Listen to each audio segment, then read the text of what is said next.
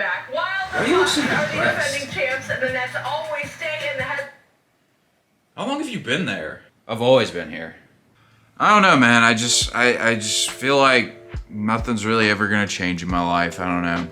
Why do you feel that way? I look at my life and nothing really changes, you know? Same problems, same vices, same goals that don't seem to get accomplished no matter how hard I try. And I mean, it just seems like the only thing that really ever changes is the date.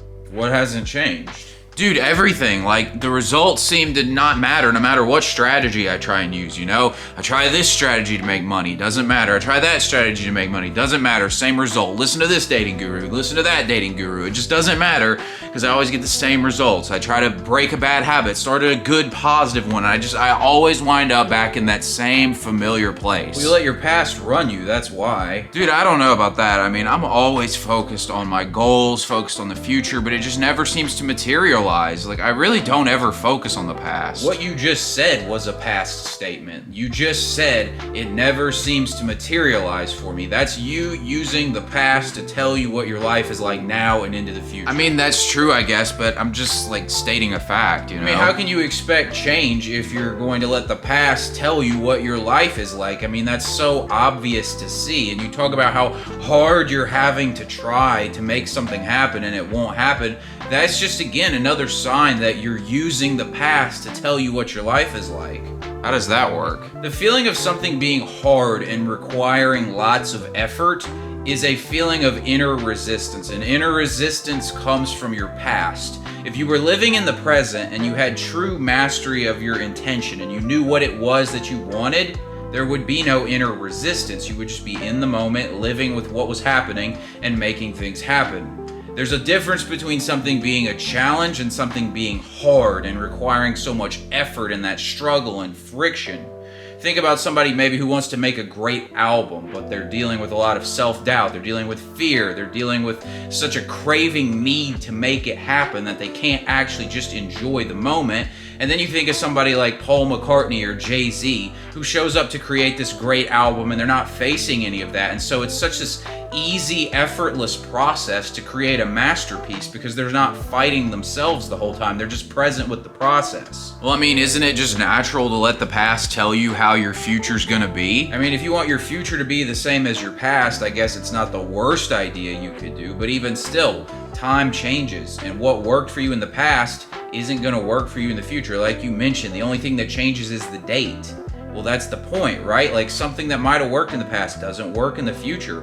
A great way to tell that you're letting your past ruin your life is if you're letting it determine your expectations and your feelings and your thoughts about a situation in the present for better or worse. Do you get what I mean by that? Explain it more to me. There's three main stages people are gonna live their lives within, and in different aspects of your life, you might be in one of these different three. It just kind of depends on where you're at with that specific part of your life. And then you've got kind of your general way of living your life. Now, the one that really gives people the most trouble, the one that most people are struggling within and they feel so unhappy with, is the way of living with the negative ego. This is when the ego is wallowing in self-doubt, it's feeling like a total victim. This is the stage where you're getting so much resistance, when every time you say, I want to do this thing, I want to lose weight, I want to make money, I want to get bitches, whatever it is you want to do, it throws up a red flag in there, it tells you why you can't do it, it gives you a bunch of this inner friction and resistance. I mean, maybe you want to get a girlfriend, but your ego brings up this story about how in high school you really struggled with girls. Girls were never interested in you, and you got rejected by all your crushes and stuff like that.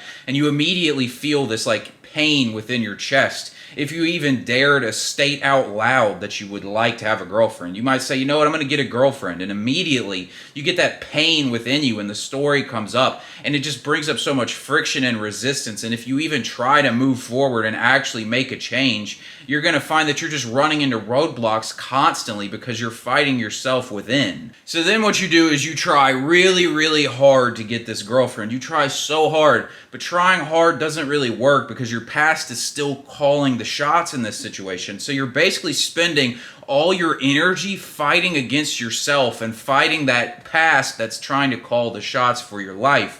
And so you're spending all this energy, but it feels like you're not really getting anywhere, and you're missing things that are actually really obvious most of the time. I mean, it can actually blind you to the things that are keeping you stuck where you're at in life. If you want to move forward on something, you have to let go of that negative ego and its stories about your past. Dude, that happens to me so much. It feels like everything is this constant battle, but it's really just like me fighting me the whole time. Have you ever felt like you've been doing so much work? You feel like you've been working so hard, but then somebody maybe asks you what you've been up to, and it's like you completely draw a blank. You don't even know what you've been doing. You feel like you've been doing so much work, but if somebody asks you to explain what you've been up to, it feels like you've done nothing when you try and explain it. Dude, I have that happen all the time, actually. This is because you are experiencing so much inner resistance that it feels like you're working your ass off. And to you, you really are, because you were just fighting so hard, tooth and nail, just to do a little something.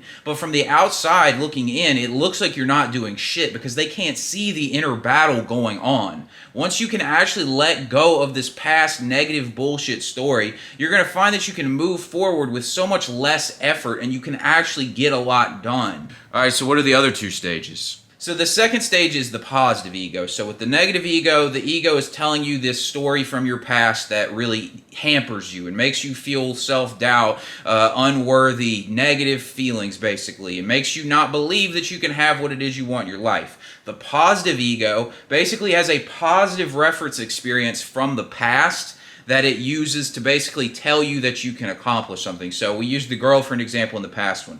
Let's say that you're a guy who was a natural with girls, okay? This guy's going to have a completely different past reference experience with women than the guy who really struggled with girls when he was young. And so because of that, if he says he wants to get a girlfriend right now, he's not going to feel that pain in his chest. He's going to think, well, gee, I know how to get girls. I got girls in the past. I can go get girls right now. And the other thing that's interesting about it is because he's not blinding himself with all this negative resistance within himself, he can see things very obviously, and things look very simple to him. Things that the guy who's really struggling with this subject, he won't even see happening, right? He's got that negative feeling fighting him the whole time, so he misses all these obvious things.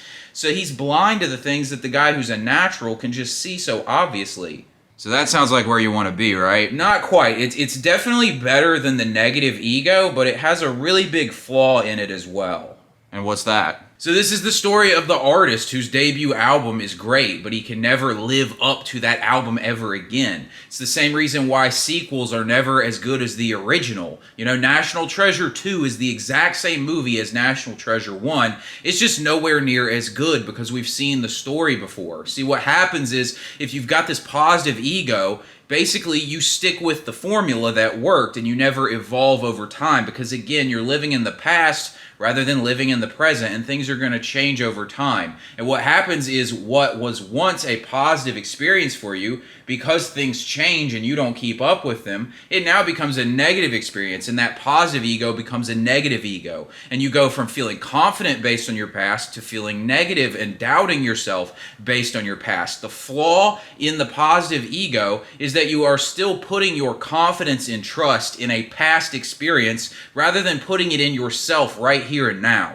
Well, what's the right way to live then? You gotta live so that you trust yourself more than you trust that idea of who you are from the past. At the end of the day, it's just an idea. But people are so clingy with that idea because that's who they think they are. And so they're afraid to let go of that idea of who they are and just trust that they are who they are right here in this moment and not what they've been in the past. You have to learn to let go of that story for better or worse. I've been on this earth for 5,000 years, and it took me so long to really understand this. I had really built myself a positive ego. I felt so confident in myself and the things I could achieve in my life, but what happened is times changed and my goals changed. The things I wanted for my life changed. And because of that, I realized that the one thing that was giving me so much confidence was also the thing that was keeping me stuck in life. So how do I live like this, though? You have to let go of that story you tell yourself about who you are in a certain area of your life. You have to let go of the whole, I'm broke because my parents didn't have any money, or I'm a smoker, I've always been a smoker.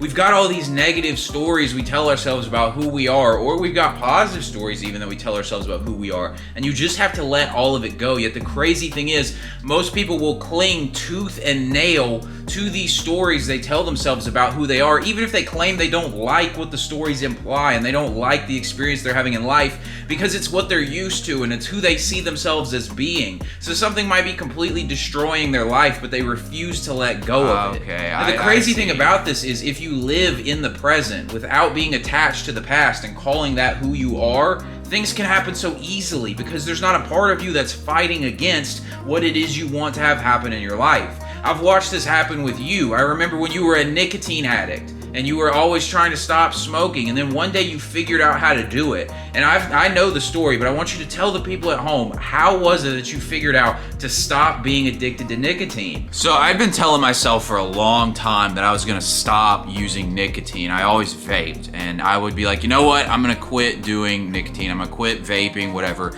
I would throw my vape in the trash, and then literally like days, maybe even a week would go by, and I'd go buy another vape. And this was killing my self-esteem because I just felt like I was not keeping my word to myself. I wasn't living up to my goals.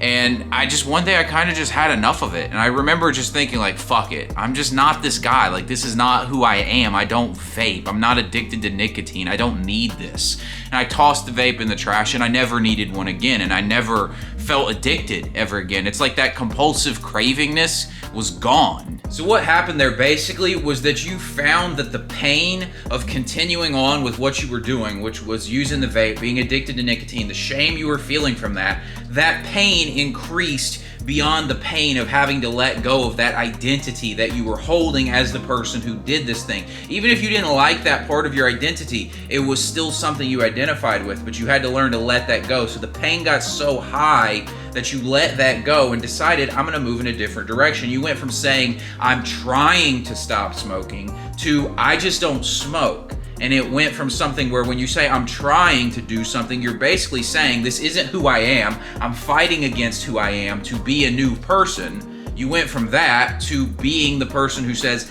I'm just not that guy. That's a shift in your identity because you let the past go and you weren't letting it define who you were. You realized, I can just choose for myself right now in this moment who I want to be. And I bet things got a lot easier for you when you did that, right? Yeah, it was like I didn't even know why I was ever addicted. I couldn't even remember what being addicted felt like. So this is the key. If you're fighting inner resistance to trying to make any change in your life or move forward, it's because you're still holding on to the past and letting it define who you are. Things may not happen instantaneously once you've let go of the past, but they will start to occur. And if you find that you're constantly at war with yourself or war with life, it's because you're not living in that present moment. It's the same thing as if you got, let's say, some roadmap from the 1960s, and you tried to use a roadmap from the 1960s to tell you how to get from point A to point B in 2021. If you followed that map explicitly, you'd probably just crash off the road because the roads have changed over time.